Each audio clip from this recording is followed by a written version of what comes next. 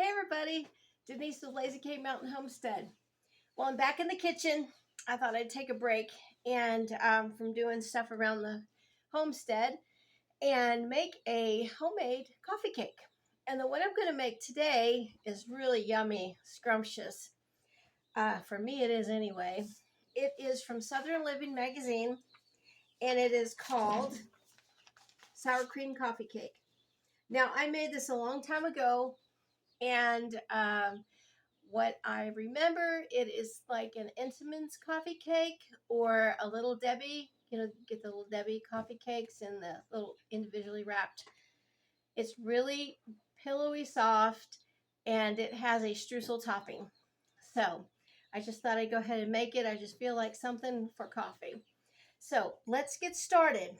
We're going to need a few ingredients, and I'll go through them as we need them. So what we're going to start first is with the streusel topping, and this is kind of a involved recipe, at least for the streusel topping in the beginning, but it's not hard or anything, so don't let me scare you away.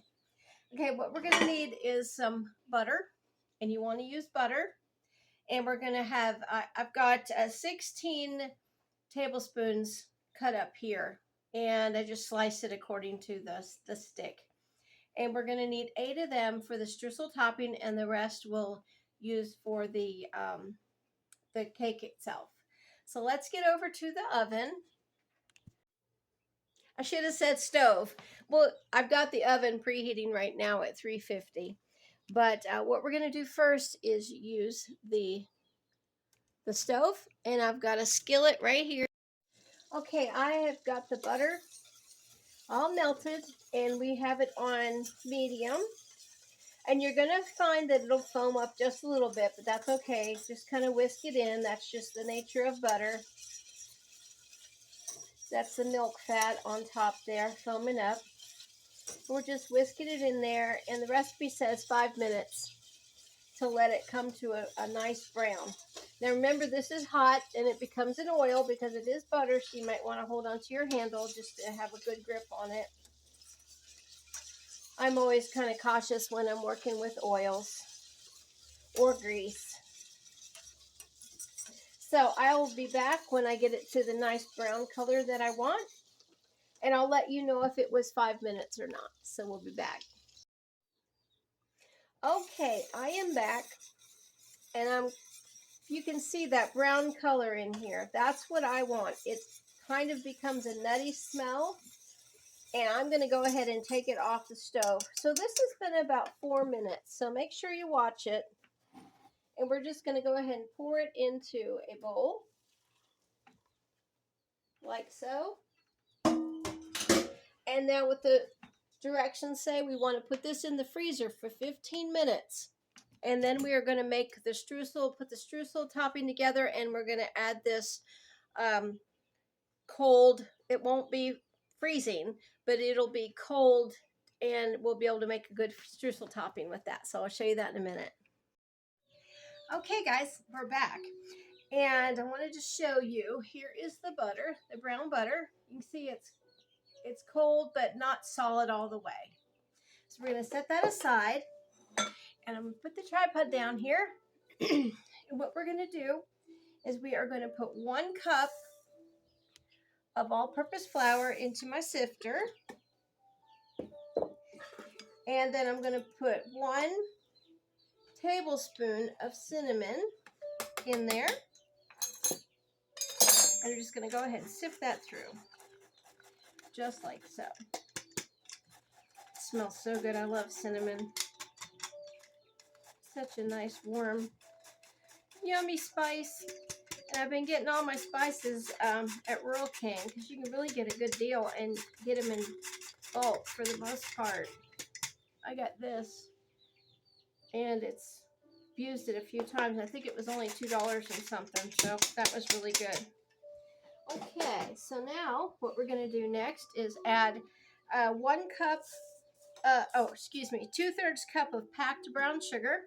I'll have the recipe in the description box. I'm going to go ahead and just mix that around. Now my hands are clean because the recipe does say use your hands, and I don't mind using my hands. to mix this streusel like so. Okay. Also, when I had the flour, I had 1/2 teaspoon of salt that I had already measured out on that flour. So that's what we need there. And we need 1/4 cup of white sugar. Okay. Go ahead and put that in here. Mixing it with my hands. And now what we're going to do is put the butter in here. And I'm just going to scrape it out with this spatula here.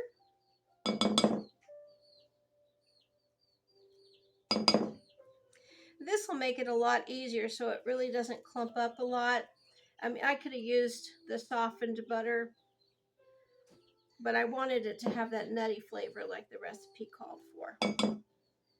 All right, so let me just make sure I got everything there. Okay, and just going to go ahead and cover that up with the flour like so. And I'm going to add 1 cup of chopped pecans. So like I said, you don't have to use nuts if you want to use raisins or something. If you can't use nuts or don't like nuts, walnuts, pecans, any kind that you can think of, that would be good. And what we're doing is we're just mixing this up with our hands to make a streusel topping. And it is easier if you use your hands because you can actually mix it all together and feel it. All right, boy, that looks good. And making sure that all the flour, sugar is covered with the butter and the pecans. All right, so I think that is pretty well finished, and I'm just going to set this aside back here. Okay, so what we're going to do next is we are going to put the cake together. I'm just going to wipe my hands off real fast here from that. All right. Boy, that really smells good. Okay, and I'm already a mess. Okay, so what we're going to do now is we are going to go over to the mixer, and I'm going to put 10 tablespoons of butter in the mixer with 1 cup of white sugar. And I'm going to go ahead and beat that together till it's nice and creamy. So I'll be right back. Now what I like to do before I'm going to add the eggs and vanilla, I just go ahead and I scrape the sides down. I'm using my my whisk attachment because I like it to have a lot of air in there. You can use your paddle if you want to, but that's up to you. Okay, I'm just going to let this go just a little bit more. And now to this, we are going to add 3 whole eggs, one at a time, making sure that they're all incorporated. And that's why you do that one at a time.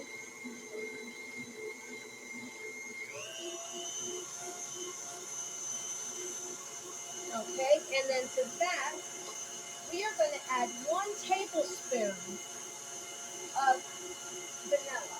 All right, I said 1 tablespoon.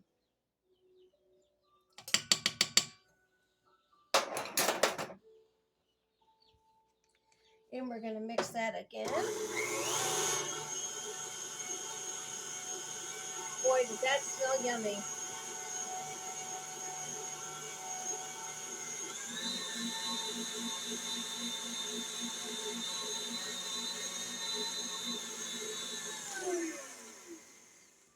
Okay, I'm just going to scrape down the sides a little bit there just to make sure it's all nice and incorporated, and it is.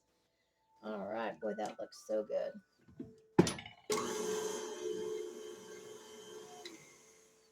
All right, let's get back over there to the flour.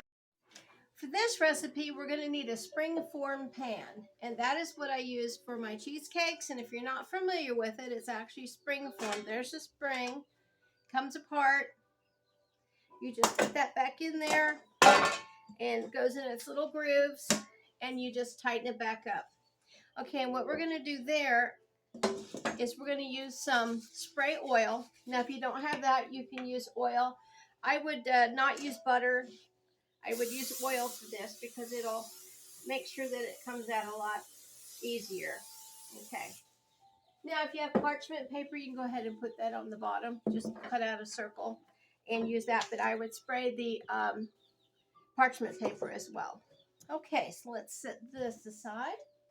Okay, so what we're going to need here for the cake batter itself, for the dry ingredients, it's going to be 2 1/4 cups of all-purpose flour. And I like to use White Lily. I think you guys have heard me say that before. I came to Tennessee. I didn't even know what White Lily flour was. I pretty much used Gold Medal or Walmart brand. But when I came here, Willis kind of turned me on to White Lily flour. And it is so soft and light. Okay, and we want 1/4 cup. So I'm going to go ahead and put that in my sifter. Okay, now to this, we are going to need baking soda and salt and baking powder, which I did not get out.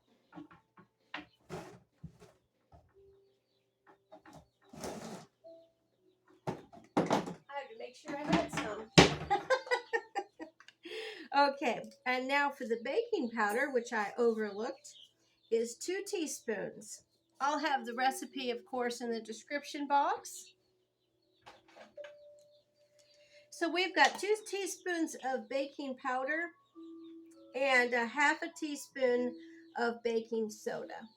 And you want to make sure that you have that accurately, because if you don't and you switch them up with the baking soda and baking powder, that soda will give this an awful, awful taste.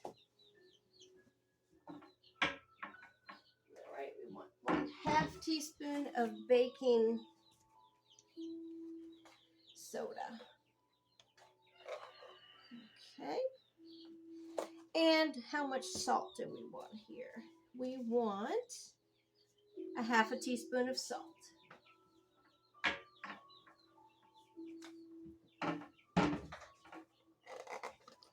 And I'm just putting all of this in my little measure down here. You guys can see. Just 1/2 teaspoon right there. And we're going to add it right here to my sifter. I like to do this because it gets really well incorporated in the flour. And especially if you're using baking soda, I like to make sure it's well incorporated and not chunks of it anywhere, because that is not a good flavor. It's a great leavening agent, but you don't want to have a chunk of it in your mouth if you don't have to. Okay, there is that. All right, so what we're going to do now, make sure, I like to go over and make sure I have got everything done. All my ingredients are there.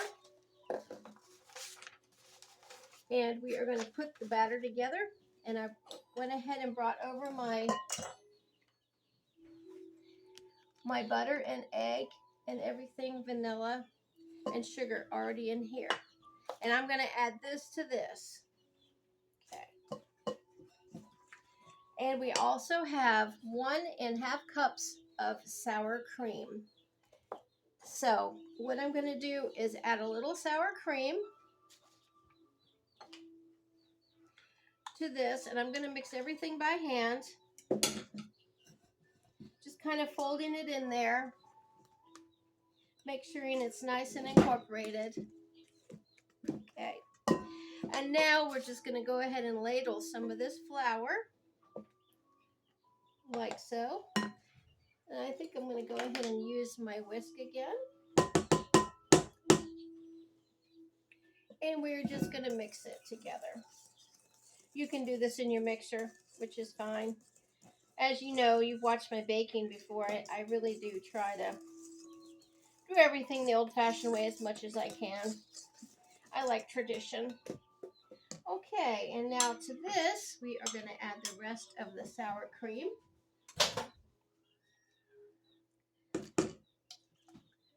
I used whole sour cream. I did not use 1/3 fat or anything, or light. All right, we're going to go ahead and mix that together again. And then we are going to add the rest of the flour. And my hands are clean. So, okay. And we're just going to go ahead and mix this. Oh gosh, it smells so good. See if you guys can see what I'm doing here without me spilling it out of the bowl. All right. And it is going to be thick, so don't be concerned with it being too thick. That's just the way this is. Okay. Go ahead and get that all off the sides. And this is what it looks like. Boy, oh boy. Okay, what we're going to do now is we are going to put half of the batter into the bottom of our springform pan that is greased with the spray oil.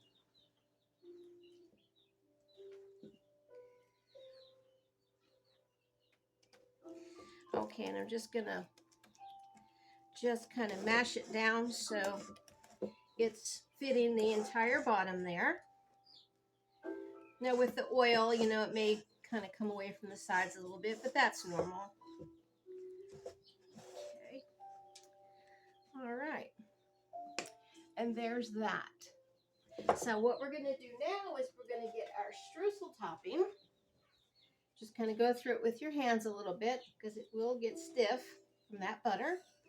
And we are going to just sprinkle about half of this. So maybe 3 handfuls over that layer right there. Okay. And maybe a little bit more. Just wanting to cover all of it. Okay. So now what we're going to do is we're just going to put dollops of this on here because we're not going to try to spread it because it'll never spread with that dry streusel. So we're just going to go ahead. Let me see if I can get that out of this and actually see what I'm doing. Just putting this on here. And what this will do is it will spread out once it gets in the oven and starts cooking.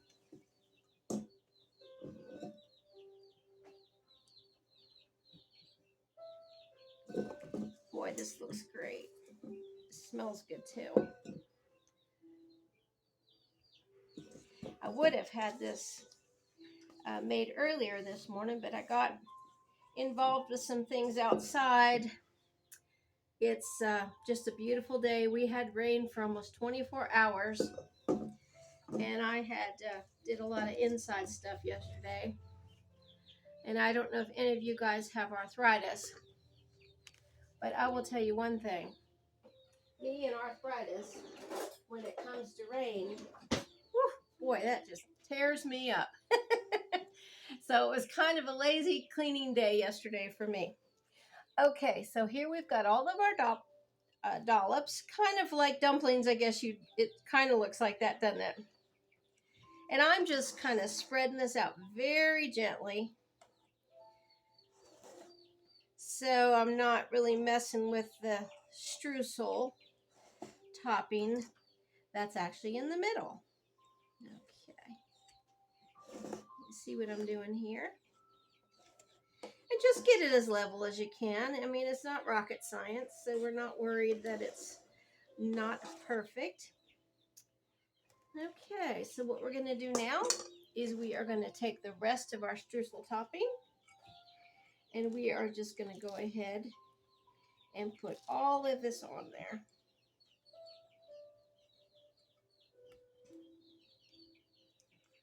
And at this point, you can go ahead and just kind of spread it around like so. Okay, guys, that is it for that. I'm going to go ahead and put this in my preheated 350 degree Fahrenheit oven for, let me see, I think it's 50 to 60 minutes. After 45 minutes of in the oven, I'm going to go ahead and just put a little sheet of foil on top, just so that the streusel topping doesn't brown too much. Okay, we'll be back.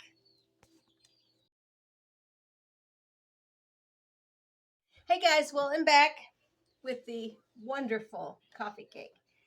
Here it is. I've cut a slice. Look how pretty that is. Look how high it rose. Isn't that beautiful? I let it cool for about 20 minutes in the springform pan. The recipe says 10, but it was very hot, so I didn't want it to fall apart. So I did 20-minute cool, and then I loosened it up, and I did go around the edges here with a butter knife before I took it out of the pan. And I have been eating a piece. I couldn't wait, but I have to tell you something. It is so good. It is so moist. Oh. I've got the coffee on the stove. This is going to be wonderful for breakfast in the morning. Willis can't wait to get home. He said, save me some. I'm thinking, I'm not going to eat this whole cake tonight. Well, y'all have a great day from Lazy K Mountain Homestead. Sorry I'm eating with my mouth full. Hope you try the recipe and have a good evening with your friends and family. Bye. Thanks for watching.